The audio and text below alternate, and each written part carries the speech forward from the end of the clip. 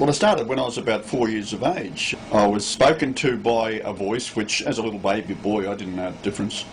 It told me to go climb the fence into the next door neighbours, go inside the house, and I was quite timid to do that. And I come to this bathroom door, and this voice said to me, "I want you to go in."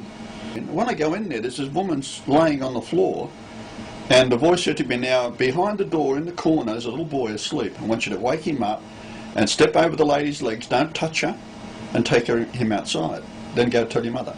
When I went to get him out, the lady had turned a motley blue, and what had happened, she'd been electrocuted. I went back and told my mother. She now took no notice, and then there was several hours later she actually went in there, and the little boy was back in the room again, in the bathroom, and the lady was dead. So that was my first account, and I started to realise then older people aren't that bright.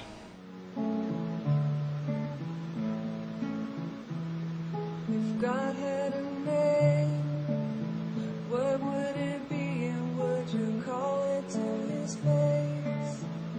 If you were faced with him and all his All right, Grant, what else do you think we should be touching on that the people need to know at this point in time? Well, we ought to be informing the people as to the brainwashing techniques that are already affecting them, and the methods by which they have been brainwashed and are continually being brainwashed. The way that we think here in this world is all programmed from the time you've come out of your mother's womb and you're learning about this world. You are programmed by teachers of this world of corruption. This world is corrupt, and the system is corrupt, and the education system and the way that we teach our children is totally corrupt. And it comes through the schools, through the universities, through the whole structure of community that is set up virtually to listen to those who have gone before us, and we're setting our mind upon their precedent.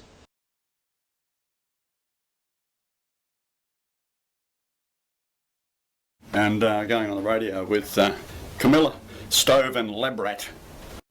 Hey, say what you like. I've been putting up for 60 years, don't worry about it. No, not at all. I am a realist. What I deal with is facts. What I have actually basically done is lived a lifetime of very strange, miraculous things, and fighting off the tendency to be an atheist, because I didn't believe the religions of the world, thinking they were all utter nonsense. I crashed a logging truck off a cliff when I was living in Canada. As I'm sliding down the hill as an atheist, I think, well, this is it, I'm dead. And the truck turned over on its side and went into a stand of trees about 185 feet into a valley the truck was plunging into. And next thing I'm in a white light. And I thought, hello, here I come, God. A big change of attitude right there. And I go into this light, and I'm taken up to the heavenly realm, and then they tell me who I am, send me back down, sit me on this truck which is now floating up at road level, all crushed and smashed, and then it drifts down into the valley, and I thought, this is what death is, and it was very, very confusing to me. But my task from that point onwards was to work out the codes that has been created in the creation itself, which goes into the Great Pyramid.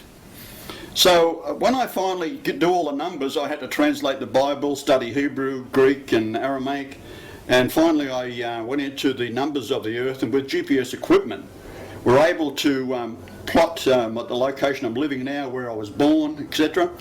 But most interestingly, before I got into the pyramid itself, was the pyramid seems to have been opened, if you like, by the way it was built, by the lunations and the solar eclipses that occurred after 1922. People have a stab at making money at these things. I'm trying to stick to reality. And we are, in actual fact, creatures of a spirit, as opposed to being something that's evolved and slid out the backside of a sea slug 3.5 billion years ago. So we've been dumbed down to thinking that science knows all the answers when they don't.